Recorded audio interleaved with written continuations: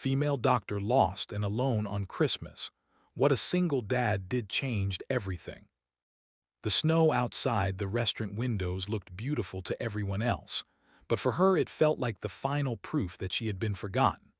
On Christmas evening, while laughter echoed from tables filled with families and couples, a female doctor sat alone at a small corner table, her untouched food growing cold, her phone silent, her blind date nowhere to be seen. She had spent her life saving others in bright hospital corridors, but tonight she was lost in a quiet restaurant, carrying a loneliness that felt heavier than any shift she had ever worked. Before the story goes deeper, if you believe in kindness, second chances, and the quiet miracles that happen between strangers, take a moment to like this video, comment, share it with someone who needs hope, and subscribe to the channel Soul Tale, because stories like this remind us why humanity still matters. She had agreed to the blind date against her better judgment, encouraged by coworkers who insisted that even doctors deserved something normal, something warm, something human. Her name was Emily, and at 34 she had already seen too much loss. Years of emergency rooms, late nights, and holidays spent in scrubs had slowly pushed people away from her life. The restaurant was softly lit, decorated with Christmas lights and pine garlands, but none of it reached her heart. She sat straight, hands folded, pretending not to notice the sympathetic glances from waiters who kept refilling her water. Every few minutes she glanced at the door, hopping, then slowly accepting the truth. The blind date was not coming. As the minutes turned into an hour, memories flooded her mind. The Christmas morning she missed because of on-call shifts. The relationship that ended because she chose her patience over promises. The family dinners where she arrived late and left early. Tonight was supposed to be different, a small step toward a life that was not always about being strong. Instead, it felt like confirmation that she was meant to sit on the sidelines of happiness. Across the restaurant, a single father named Daniel sat at another table with his young daughter, Lily. He worked long hours as a mechanic, his hands always carrying the smell of oil and hard work, but tonight he had cleaned up, wearing his best jacket for Lily's sake. Christmas had not been easy for them either.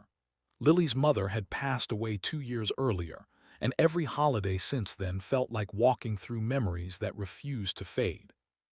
Daniel tried to focus on Lily's excitement as she played with her napkin, but his eyes kept drifting toward the woman sitting alone. Daniel noticed the way Emily kept checking her phone, the way her shoulders slowly sagged, the way she tried to smile when the waiter asked if everything was okay. He recognized that look because he had worn it himself too many times. It was the look of someone pretending they were fine while breaking quietly inside. Lily followed her father's gaze and asked, with the innocent honesty only a child has, why the lady looked so sad on Christmas. Daniel did not answer right away, but something settled in his chest, a feeling that doing nothing would be worse than doing something small. Emily decided she would leave early. Sitting there any longer felt unbearable. She reached for her coat, her eyes stinging when she noticed movement from the nearby table. Daniel stood up, took a deep breath and walked over, Lily holding his hand. He did not come with confidence or charm, only sincerity. He gently placed a small Christmas card on Emily's table, one Lily had colored moments earlier, filled with uneven hearts and bright crayons. Emily looked up, startled, her defenses already worn thin. Daniel explained in a simple and respectful way that he and his daughter noticed she was alone and thought no one should feel invisible on Christmas. He told her there was no obligation, no expectation, just a wish that she remember she mattered. Lily smiled shyly, then hugged Emily without waiting for permission. That small gesture broke something open inside her. Years of holding herself together dissolved as tears finally fell, not of despair, but of relief. They did not sit together at first. Daniel returned to his table, giving Emily space, but the restaurant felt different now. The lights seemed warmer, the noise less sharp. Emily wiped her face and looked at the card again, realizing that a stranger had seen her pain without needing an explanation. A few minutes later, Lily waved at her, and Emily waved back, laughing softly through tears she no longer tried to hide. Eventually, Daniel invited Emily to join them, not as a date, not as a rescue, but as company. They shared simple food and quieter moments, talking about life in broad strokes rather than details. Emily spoke about long nights at the hospital and the fear of slowing down. Daniel spoke about raising a child alone and learning to be both strong and gentle at the same time. Lily listened, happy that the empty chair at their table was no longer empty. For Emily, that Christmas did not magically fix everything. She would still return to her demanding job. She would still face lonely days. But something fundamental shifted. She remembered why she became a doctor in the first place, because human connection mattered, because small acts could change everything. Daniel did not save her, and she did not save him, but together, in a quiet restaurant on Christmas night, they reminded each other that broken people could still create warmth. As the evening ended, they stepped outside into the snow, exchanging a simple promise to stay in touch.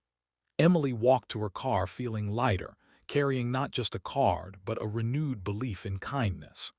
Daniel watched Lily laugh as snowflakes landed on her hair, grateful that he had listened to that small voice inside telling him to reach out.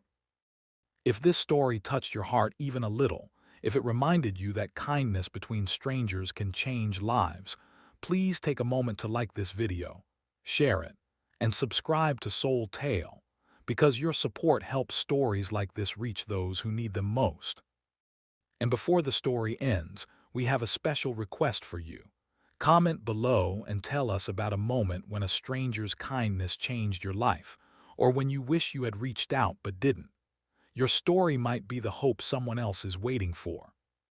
Because sometimes, on the coldest nights, it is not grand gestures that save us, but a simple act of humanity that reminds us we are not alone.